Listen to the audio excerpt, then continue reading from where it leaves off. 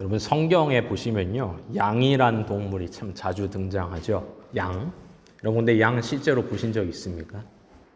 한국에선 웬만해서는 볼 수 없는 동물이죠. 한국에선 양이 별로 없습니다. 근데 이쪽 이스라엘 팔레스타인 지방에는 워낙 흔하고, 더군다나 이스라엘 조상들이 유목민 출신이잖아요. 그래서 자연스럽게 성경에는 양이 많이 등장합니다. 이 유목민들인 이 조상들이 나중에는 우리가 여호수아서 예전에 봤지만 약속의 땅을 결국에 얻어서 정착하고 농사를 짓기 시작했어요. 근데 농사를 지었어도 여전히 양이나 염소를 치는 이 목축업이 중요한 산업으로 남았습니다. 그래서 구약에만 양이 많이 등장하는 게 아니라 신약 성경에도 양이 많이 등장하는데요. 예를 들어서 아기 예수 탄생 때 말구유로 찾아왔던, 베들레헴 여관 말구유로 찾아왔던 사람들 중에 누가 있었습니까? 밤중에 들판에서 양떼를 치던 그 목자들이 있었죠. 이처럼 양과 양을 치는 것이 매우 친숙한 배경이다 보니까 예수님도 또한 양을 비유로 삼아, 양을 주제로 삼아 요한복음 10장에서 예수님 자신이 누구신지, 왜 예수를 믿어야 하는지를 말씀하셨습니다. 이 요한복음 10장에 보면요, 정확히는 두 가지를 말씀하시는데, 첫째는 나는 선한 목자다라고 말씀하셨고, 이 부분은 우리가 다음 시간에 보도록 하겠습니다. 둘째로 오늘 본문 7절과 9절에 나와 있듯이 나는 양의 문이라 말씀하셨습니다. 바로 이 부분, 자신을 가리켜 양의 문이라 하신 말씀을 오늘 함께 살펴보려고 합니다. 근데 좀 독특하지 않습니까?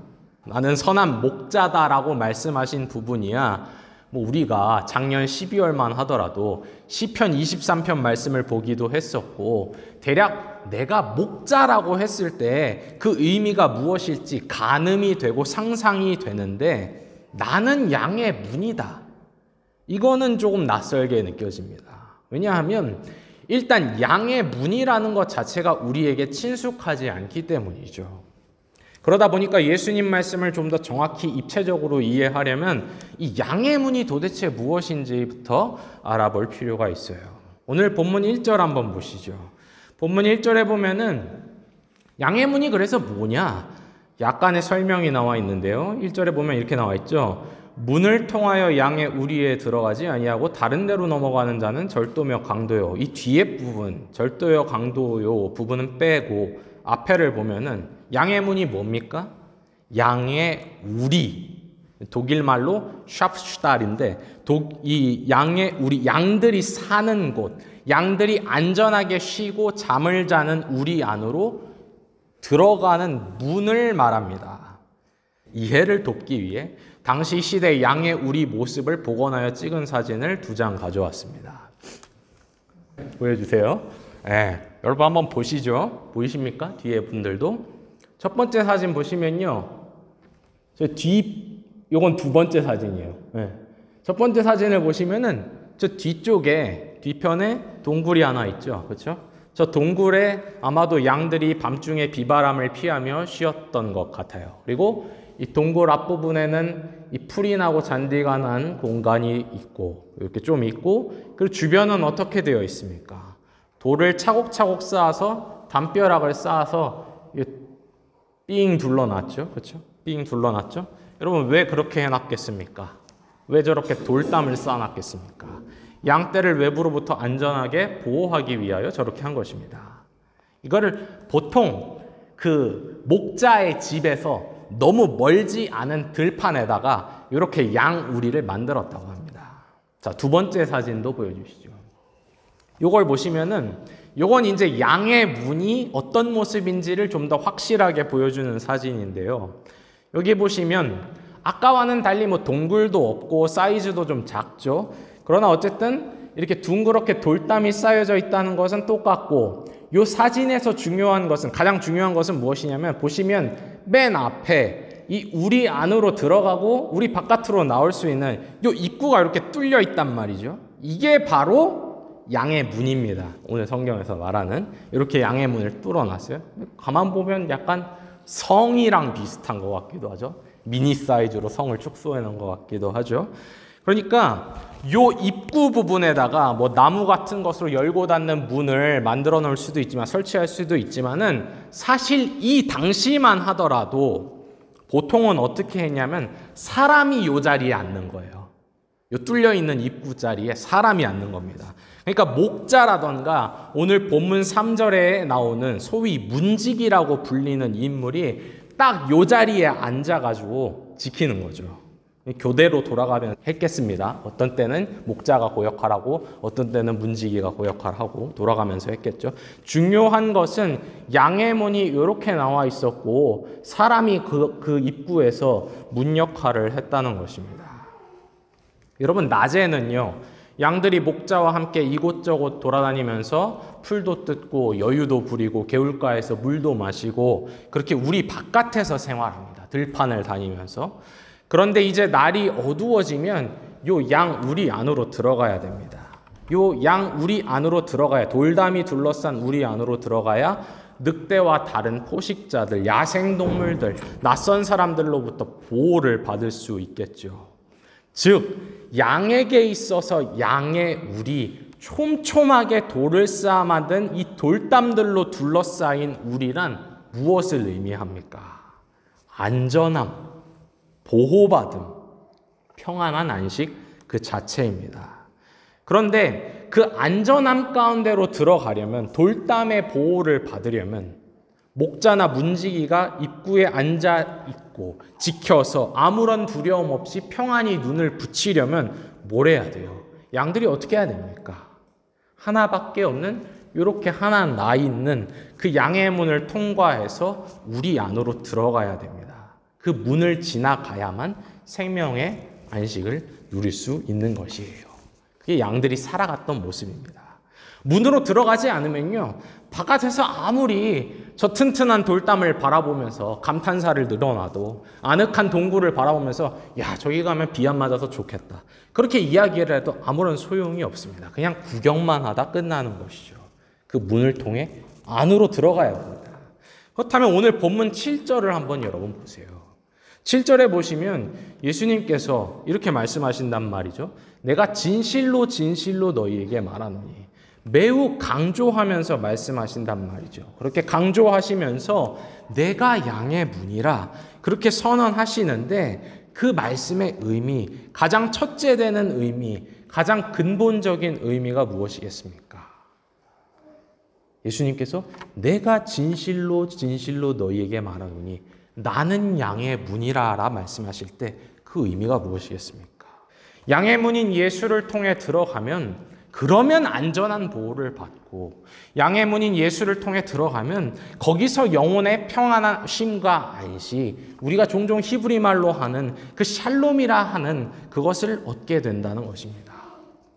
삶을 바라볼 때, 인생을 바라볼 때 앞날을 알지 못하고 우리가 예측하지 못함으로 인해 늘 두려움과 불안함에 사로잡히곤 하지만, 이 양의 문을 통해 들어가면 참된 생명, 붙들어 주시는 생명, 영원한 생명으로 향하고 있음을 믿고 신뢰하고 소망할 수 있다는 것입니다. 그래서 7절에서만 내가 양의 문이라 말씀하실 뿐만 아니라 9절에서 예수님은 다시 한번 이렇게 말씀하시죠. 내가 문이니 누구든지 나로 말미암아 들어가면 구원을 받고 또는 들어가며 나오며 꼴을 얻으리라. 누구든지 나로 말미암아 들어가면 구원을 받고 들어가며 나오며 꼴을 얻으리라. 여기 9절에서는 예수님이 아까 말씀드린 모든 것들, 양의 문을 통해 양 우리 안으로 들어갔을 때 얻게 되는 그 모든 선한 것들을 구원이라는 하나의 말로 다 종합하십니다. 안전함, 보호받음, 평안한 안식 등을 구원이라는 하나의 말로 다 종합하십니다. 그러나 다시금 분명한 것은요, 그래서 그것을 안전함이라고 하든 보호받은 평안한 안식 샬롬이라고 부르든 아니면 간단하게 그것을 구원이라고 부르든, 중요한 건 뭐냐면 양의 문이 되신 예수를 통할 때, 예수께 나아갈 때, 예수를 통해서 그 안으로 들어갈 때 비로소 그것이 주어지게 된다는 것, 그것이 실체가 된다는 점입니다. 그것을 말씀하시는 것이죠. 문이다. 그래서 7절과 9절에서는 계속해서 예수님이 자신을 가리켜 양의 문이라고 부르는 하나의 비유, 하나의 은유를 가지고 말씀하셨다면 마지막으로 10절 후반부에 이르러서는 오늘 본문의 마지막 문장이죠. 10절 후반부에 가서는 매우 분명하게 직접적으로 말씀하십니다. 뭐라고 말씀하십니까? 내가 온 것은 양으로 생명을 얻게 하고 더 풍성히 얻게 하려는 것이라. 이렇게 말씀하세요. 굉장히 직접적으로 말씀하시죠. 더 이상 비유가 아니라 생명을 얻게 하고 더 나아가 풍성한 생명, 충만한 생명, 더 신적인 영원한 생명을 얻게 하는 것, 그것이 여러분 이미 인이 박힐 정도로 들으셨겠지만 우리가 요한복음에서 반복해서 거듭 마주하게 되는, 너무 거듭 마주하게 되는 나머지 도저히 내가 이걸 안 들을 수도, 피할 수도, 이걸 잘못 이해할 수도, 이걸 무시할 수도 없는 그 예수께서 세상에 오신 목적, 예수께서 이 땅으로 보내심을 받은 목적이 그것입니다. 생명을 주기 위해서, 더 풍성한 생명을 주기 위해서 나는 왔다라는 것. 교회 여러분, 여러분은 정말로 자기 자신을 여러분에게 그토록 알리고 싶어하는, 자기가 누군지, 왜 이 땅에 왔는지 그걸 말씀하고 싶어하는 그 예수님의 말씀, 그 예수님의 음성, 그 예수님의 메시지를 성경을 통해 듣고 계십니까? 좀 너무하다 싶을 정도로 요한복음에서는 계속해서 반복해서 왜 내가 세상에 왔는지, 무엇을 위해 왔는지, 내가 누구인지, 왜 인간이 나를 믿어야 하는지를 말씀하시는데 여러분 그 메시지를 듣고 계십니까? 예수께서 그렇게 분명히 어제도 과거에도 또한 오늘도 그렇게 말씀하시기 때문에, 반복하여 강조하여 말씀하시기 때문에 이 문은 비록 좁은 문이지만 양의 문 예수 그리스도를 통하여 생명과 안식으로, 평안과 샬롬으로, 그 어느 것보다 안전하고 그 어느 곳보다 풍요로운 그 창조주 아버지 하나님의 품 안으로 여러분이 그래서 실제로 들어가고 계십니까? 예수님께서 말씀하셨습니다. 오늘도 우리를 향해 말씀하십니다. 내가 문이니 누구든지 나로 말미암아 들어가면 구원을 받고 들어가며 나오며 꼴을 얻으리라. 반면에 여러분, 오늘 말씀을 보시면요, 분명 양의 문이 있단 말이죠, 우리의. 근데 그 양의 문을 통과하지 않고 다른 이상한 방식으로 우리 안으로 자꾸 들어오려는, 침범하려고 하는 자들이 있습니다. 본문 1절을 한번 보실까요? 이렇게 나오죠. 문을 통하여 양의 우리에 들어가지 아니하고 다른 데로 넘어가는 자는 절도며 강도다. 절도며 강도다. 문을 통해 가지 않는 자는 절도며 강도다. 여러분 아까 사진 속 모습을 떠올려 보시면요, 분명히 양 우리 앞으로 정면으로 입구가 뚫려 있어요. 그런데 그 문으로 굳이 들어가지 않고 이상한 방식으로 막 돌담을 넘어서 우리 안으로 들어가려는 겁니다. 근데 그렇게 돌담을 넘어가는 자, 월담하는 자는 첫째는 양도 아닐 것이고, 둘째는 문지기는 더더욱 아닐 것이고, 셋째는 목자도 아닐 것입니다. 그렇지 않은 이상 문으로 들어가지 않을 이유가 없는 것이죠. 낯선 자이기 때문에 문으로 들어가지 않는 것이고, 떳떳하지 못한 자이기 때문에, 음흉한 의도와 수상한 꿍꿍이를 가진 자이기 때문에 돌담을 넘는 것이겠습니다. 목자나 문지기가 너무 피곤한 나머지 잠시 껌뻑 잠에 들었을 때 얼른 담을 넘어서 양을 이제 훔쳐가려는 것입니다. 그래서 본문 1절은 그런 자들을 향해서 예수님이 뭐라고 말씀하시면 꽤 단호하게 도둑이며, 여긴 절도라고 나오지만 도적이며 강도라 부르십니다. 그런데 양들의 세계, 목축업의 세계만 그런 도둑과 강도가 있는 게 아니라 예수님의 말씀은 영적인 세계 안에도 그런 도적과 강도가 있습니다. 예수님은 자신을 가리켜 분명히 양의 문이라고 말씀하셨습니다. 그런데 그 양의 문 대신 예수 그리스도를 통과하지 않는 자, 예수 그리스도로 말미암지 않는 자, 그런데 이상하게 양떼는 노리려는 자, 양떼는 훔치려는 자, 그 양떼를 훔쳐서, 양을 훔쳐서 거기로부터 이득을 취하려는 자들이 있다는 겁니다. 오늘 본문 8절에 보시면 예수님이 이렇게 말씀하시죠. 나보다 먼저 온 자는 다 절도요 강도니 양들이 듣지 아니하였느니라. 여기 8절 보시면요, 좀 독특한 표현이 나오지 않습니까? 나보다 먼저 온 자는 다 절도요 강도니. 양의 문을 통하지 않고 양떼에 접근하는 자이면서 동시에 나보다 먼저 온 자라고 말씀하십니다. 이들은 누구일까요? 이들은 누구일까요? 예수님보다 먼저 온 자라고 하잖아요. 그러면은 구약의 예언자들을 말하는 것일까요? 아마 그렇지는 않을 것입니다. 아마가 아니라 확실히 그렇지 않을 것입니다. 왜냐하면 예수님 자신이 분명 이 구약 성경을 예언자들을 통해 주신 하나님의 말씀으로 그 권위를 인정하셨기 때문입니다.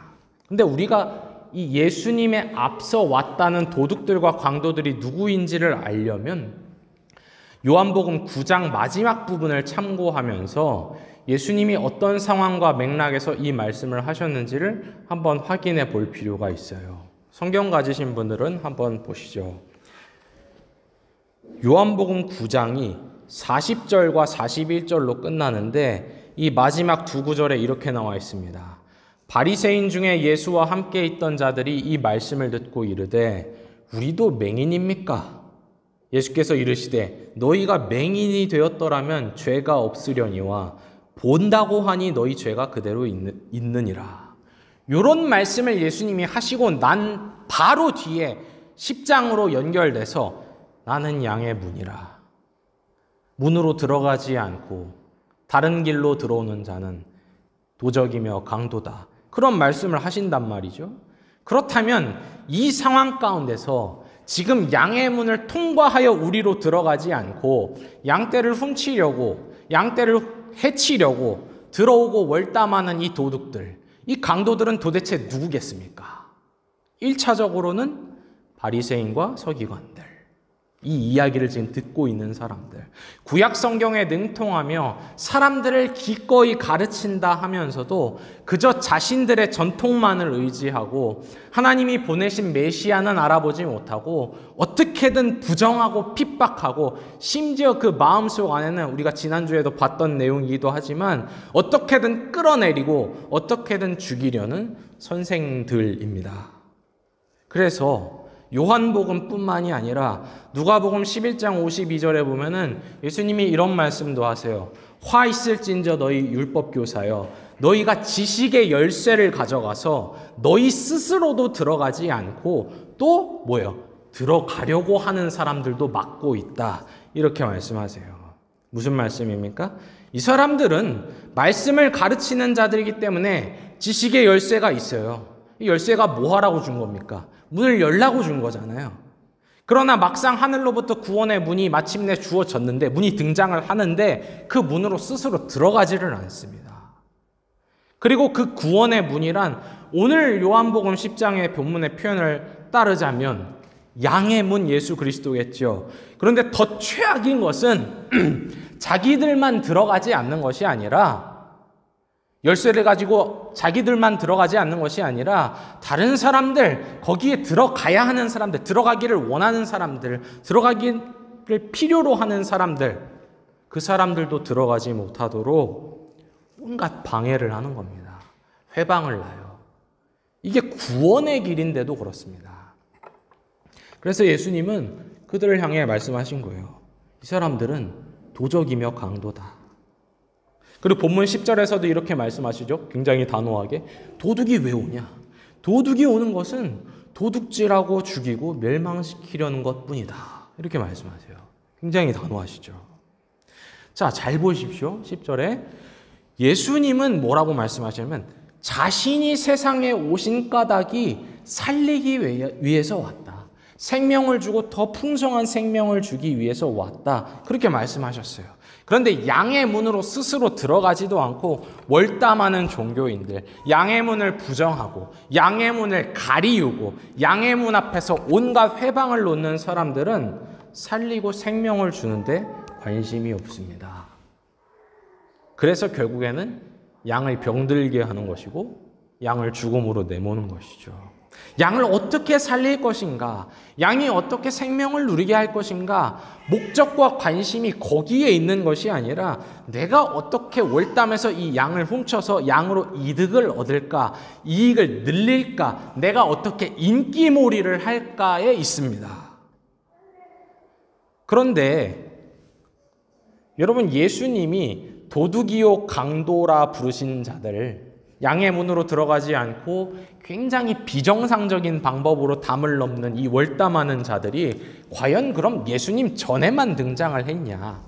마치 바리새인과 서기관들 혹은 사두개인들처럼 예수님이 등장하기 전에 세상을 장악하고 있었냐? 이 사람들이 전부냐? 아니죠. 우리가 신약 성경만 쭉 봐도 예수님이 등장하기 전에만 그런 자들이 있었던 것이 아니라 예수님이 부활하고 승천하신 뒤에도 굉장히 꾸준하게 다양하고 다채로운 모습으로 이와 같은 자들이 등장했음을 알 수 있습니다. 어쩌면 그런데 그렇게 열심히 있는지 모르겠어요. 사도행전이나 바울 서신서를 보면은 거짓 교사들이 그렇게 많잖아요. 복음이 전해지고 교회가 이곳저곳에 생겨나고 막 성장하니까 저거 보니까 나도 뭔가 한몫 잡아봐야겠다라는 심산으로 내가 세상에서 차마 이루지 못했던 나의 욕망과 인정을 이 교회라는 곳을 통해서, 이 교회라는 수단을 통해서 얻어볼 목적으로 여기도 끼웃거리고 저기도 끼웃거리면서 정작 예수가 아니라 다른 걸 자꾸 말합니다. 다른 걸 자꾸 전해요. 그래서 아주 다양해요. 보시면 어떤 자는 예수가 아니라 할례를 받아야 된다 그렇게 전하고, 어떤 자는 복음의 도가 아니라 세상에서 온갖 방탕한 생활을 마음껏 해도 아무런 문제가 되지 않는다라는 그저 비밀스러운 영적 지식만 가지고 있으면 된다라고 그렇게 가르치는 자들도 등장하고, 어떤 자는 십자가에 달려 죽으신 그리스도가 아니라 예수를 믿으면 어떻게 되냐면 무조건 부자 되고 무조건 만사 형통을 얻는다, 그런 소식을 전합니다. 엄청나게 다채로운 방식으로 등장해서는 공통적으로는 예수가 아닌 다른 이야기만 늘어놓고 있어요. 그런데 그게 그럼 신약 시대에만 있었던 일이냐? 교회 역사가 시작한 이래로요, 그렇게 양의 문으로 스스로도 들어가지 않고 교묘한 방식으로 속이면서 음흉하게 월담하는 거짓 교사들이 얼마나 많았는지 모릅니다. 그리고 오늘날에도 그렇게 이르고 있는 것입니다. 놀랍지 않습니까? 우리가 가끔 뉴스를 보면은 그 조그만 나라에 얼마나 자기가 예수라고 하는 자들이 많은지, 얼마나 자기가 보혜사라고 하는 자들이 많은지, 얼마나 이단의 수가 많고 얼마나 사이비들의 수가 많은지 정말 놀랍지 않나요? 양들을 속이기 위해 이 거짓 교사들은 적어도 타이틀, 간판, 이름표에는 기독교, 예수, 하나님이라고 크게 써놓지만 막상 그 알맹이를 보면 예수가 아닌 자꾸 다른 이야기를 합니다. 자꾸 다른 걸 전해요. 유일한 양의 문으로서 예수께서 계셔야 할 그 자리를 자꾸 어떤 특정한 사람, 인물, 특정한 가르침, 어떤 조직, 시스템 구조, 따라가야 할 프로그램으로 자꾸 빼앗는 것입니다. 그래서 도무지 예수 그리스도가 누구인지, 예수 그리스도가 어떤 분인지, 왜 사람이, 인간이 그 예수 앞에 서야 하고 왜 그분을 믿어야 하는지, 왜 예수 그리스도 그분이 우리의 믿음의 대상이 되어야 하고 우리의 소망의 대상이고 우리의 사랑의 대상이 되는지, 그 예수님은 우리를 향해 도대체 뭐라고 말씀하셨는지, 무엇을 우리에게 요구하고 요청하셨는지 들을 길이 없어요. 그저 적당히 가려운 귀를 긁어주고 덕담 수준의 이야기를 들려주고 때로는 웃겨주고 때로는 울려주는 방식으로 인기몰이 돈벌이를 하곤 합니다. 그런데 여러분, 오늘 본문 속에서 예수님은 분명히 말씀하셨어요. 분명히 말씀하세요. 양의 문으로 들어가지 않는 자는, 양의 문을 통과하지 않는 자, 양의 문으로 말미암지 않은 자는 도적이며 강도입니다.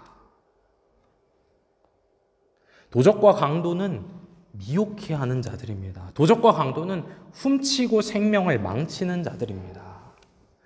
예수의 양떼들은 이렇습니다. 8절 후반부에 보면 예수님 이렇게 말씀하시죠. 그럼 예수의 양떼들은 어떤 자들이냐면 그러한 자들의 음성, 그러한 자들의 소리를 듣지 않습니다. 그거에 귀 기울여서 거기에 미혹돼서 따르지 않습니다. 여러분, 온 사방에서 온갖 소리들이 들려옵니다. 근데 제가요, 지금 무슨 다른 이야기를 하는 것이 아닙니다. 당연히 세상에는 온갖 다양한 소리들이 있어야 하고 들려오겠죠.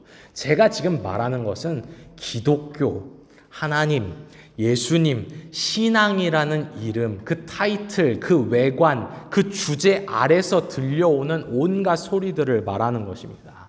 여러분, 유튜브만 가서 찾아봐도 별의별 영상들이 돌아다니죠. 여러분이 예를 들어서 유튜브에 가서 오늘 정 목사가 양의 문에 대해서 설교를 했으니까 나도 유튜브에 들어가서 양의 문이라고 치면 온갖 영상들이 돌아다닙니다. 그러나 저를 자랑하는 것이 아니라요. 누구를 비판하는 것이 아니라요. 누가 되든지 여러분, 예수 그리스도라는 분명한 기준을 가지고 분별해야 합니다. 그가 양의 문입니다.